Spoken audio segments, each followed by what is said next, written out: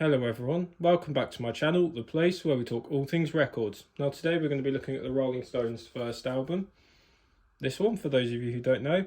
We're going to be looking at how you can tell which cover variation you've got, because there's sort of three main ones, or well I'm going to categorise them into three main ones, and hopefully we'll be able to find out if yours is an early one, later one, or right down the middle. So let's get started. So from the front, this album will look pretty much identical. There are some slight variations later on with the colour of that Decca box. It can be sort of bluer on the later, much later sort of later 60s, early 70s pressings. But for your first early cover variation, and these aren't in amazing condition by the way, as you can see, but they're perfect for just showing you the differences. So obviously you have the flip backs, or whatever you want to call them, flip overs, and that can sort of vary. But for this early cover, you want to draw your attention to these track listings and these credits here. So firstly, your first and main difference that everyone will probably talk about in the eBay listings and things is track 4, side 1, Mona, or Mona, however you want to pronounce it.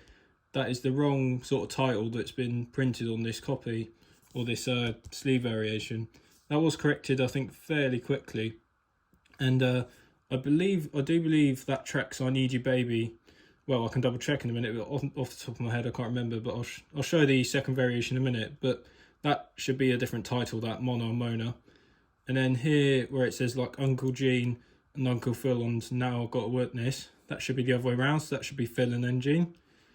And down here you can make it if you try, is printed as you can make it you try. So that's just an obvious sort of just grammatical mispress there. So those are your main ones. And then here actually I noticed another difference which I didn't really see mentioned a huge amount sort of on forums, is the font of the text of these credits, sort of photography credits and stuff, is quite a bit different. So I'll set this copy aside for now and then I'll show you the differences. So here is what you'll see on literally 99.9% of pressings. So as you can see there, it is I Need You Baby, so I was right about that. So yeah, that track 4 has its correct title. As you can see, it's now Uncle Phil and Uncle Gene. There, it's You Can Make It If You Try. They've remembered the if. And as you can see now, those credits have enlarged quite a bit. So I'll just grab the other copy to show you both, or well, all of those differences really. So hopefully you can see there the difference in it's more just the font, and the order of them has actually changed as well. As you can see, the photography credit on this early one is at the top, whereas on the later one, or the sort of second variation, it's at the bottom. So it's just really little things like that you have to look out for, or you have to be eagle-eyed rather. Hopefully you can see there as well the difference between that Mona and I Need Your Baby listing, or credit rather. As you'll notice, this one, this cover, the second variation, has your flip backs on it too, as you can see down there. And there's actually something to note which might be easier to see on this other copy, and this credit's the same on both, so I can use this one. That printed in England by McNeil Press, you'll see that on these flip backs.